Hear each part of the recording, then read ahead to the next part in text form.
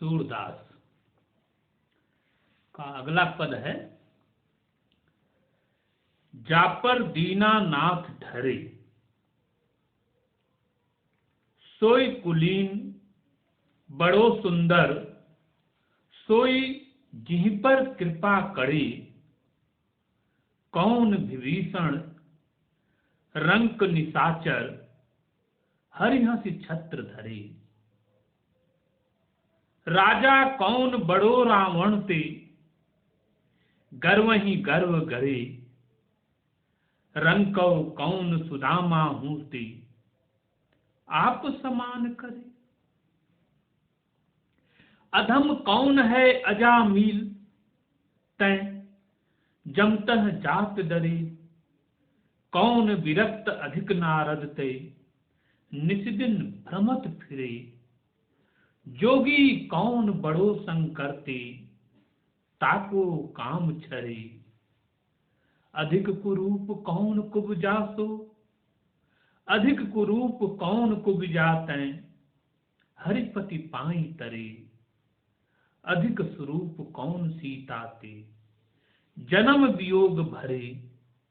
यह गति मति जाने नहीं कोई, यह गति मति जाने नहीं कोई। किहरस रसिक धरे, सूरदास भगवंत भजन बिन, फिर जठर जरे। अपने इस पद में सूरदास जी ईश्वर की कृपा और विधि के विधान को प्रस्तुत करते हैं। जब ईश्वर की कृपा होती है तो आदमी कहां से कहां पहुंच जाता, इसे अनेक सह उदाहरण के माध्यम से सूरदास ने भक्ति के संदर्भ में समझाया है कि जब ईश्वर की कृपा होगी तो क्या से क्या हो सकता है, और यदि ईश्वर की कृपा नहीं है तो फिर आप चाहे जो हों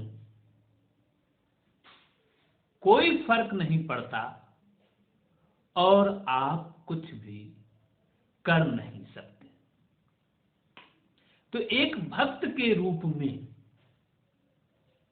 एक भक्त कवि के रूप में सूरदास यहां ईश्वर की लीला विधान और ईश्वर के उन चमत्कारिक कृत्यों का बखान और वर्णन करते हैं जिनके सहारे नाना संसार में भटक रहे मनुष्य मात्र को उसकी गति, उसकी सद्गति, उसके होने की प्रतिष्ठा को कवि सामने लाता है।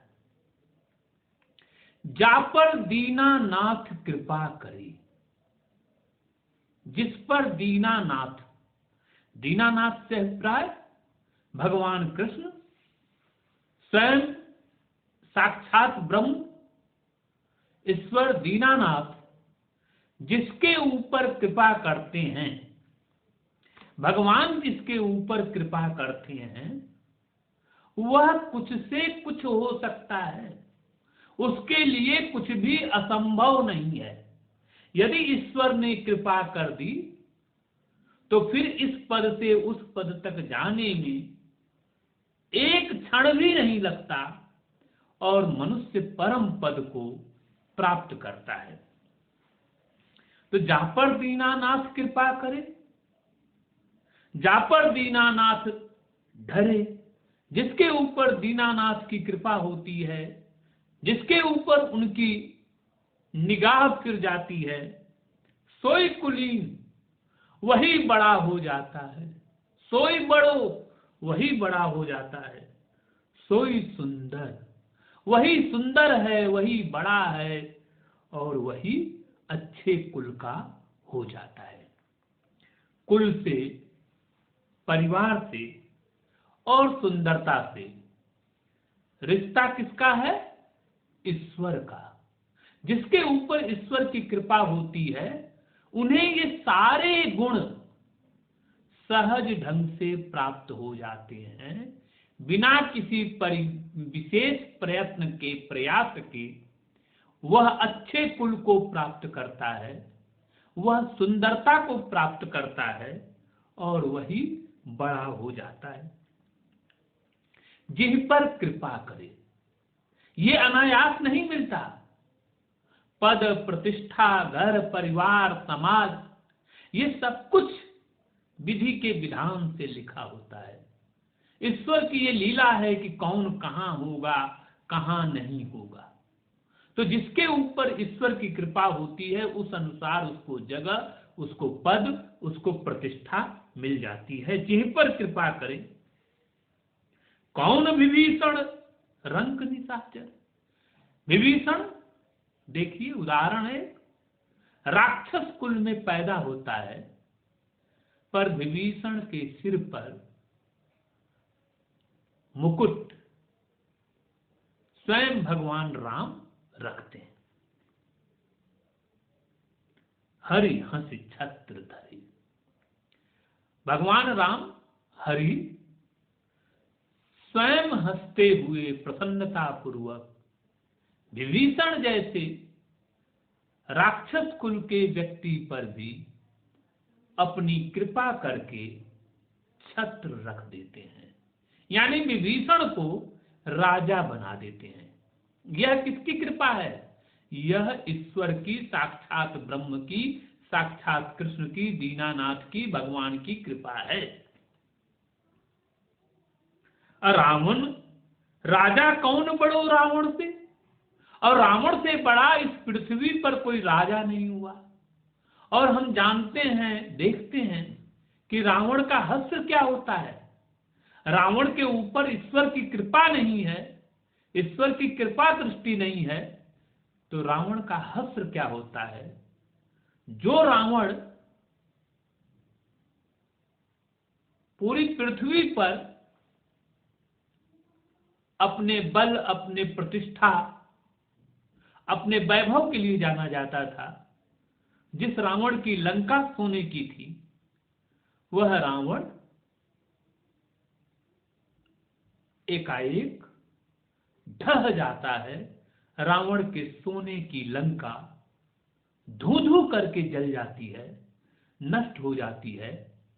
रावण के अहम का, गर्व का क्या होता है? रावण बचता ही नहीं। राजा कौन बड़ो रावण से, गर्व ही गर्व करे, उसका सारा गर्व मिट्टी में मिल जाता है। रंको कौन सुदामो, और सुदामा से बड़ा दरिद्र इस पृथ्वी पर कोई नहीं है। और हम देखते हैं कि सुदामा को भगवान अपने बगल में आसन देते हैं, भगवान सुदामा के पैर को धोते हैं। तो यह दीनानाथ की, ईश्वर की कृपा है, विधि का विधान है कि वह रावण को एक क्षण में खत्म कर देता है और दरिद्र सुदामा को ईश्वर अपने बगल में बिठाता है, सुदामा के पांव पखारता है। तो यह कहने का अभिप्राय ये कि ईश्वर भगवान जिसके ऊपर कृपा करते हैं उसको उसी अनुरूप पद और प्रतिष्ठा भी प्रदान करते हैं। रंग कौन सुदामहु ते आप समान करे, अपने बराबर, अपने समान कर देता है। अधम कौन है अजामिल, और अजामिल से बड़ा पापी कोई नहीं है, अधम कोई नहीं है। उस अधम अजामिल को भगवान तार देते हैं, एक क्षण में उसको भी मुक्त कर देते हैं। जा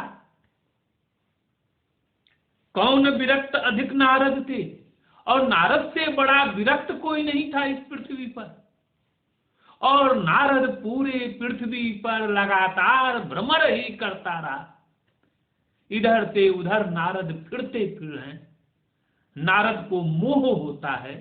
विरक्त होने के बावजूद भी नारद को क्या होता है? विरक्त होने के बाद भी नारद को मोह घेर लेता है कि मैं क्या हूं, मुझे क्या मिलेगा, क्या नहीं मिलेगा। निस्दिन भ्रमत फिरे, भ्रम में फिरता रहता है नारद, जबकि विरक्त था। और जोगी कौन बड़ो शंकर से बड़ा इस पृथ्वी पर, इस पूरे ब्रह्मांड में कोई सन्यासी नहीं है, कोई जोगी नहीं है। पर उस शंकर को भी काम से क्षरित होना पड़ता है, शंकर को भी काम प्रताड़ित करता है। अधिक कुरूप कौन कुब्जाते, और कुब्जा से ज्यादा कुरूप कोई नहीं था, पर उस कुब्जा को भी भगवान मिल जाते हैं।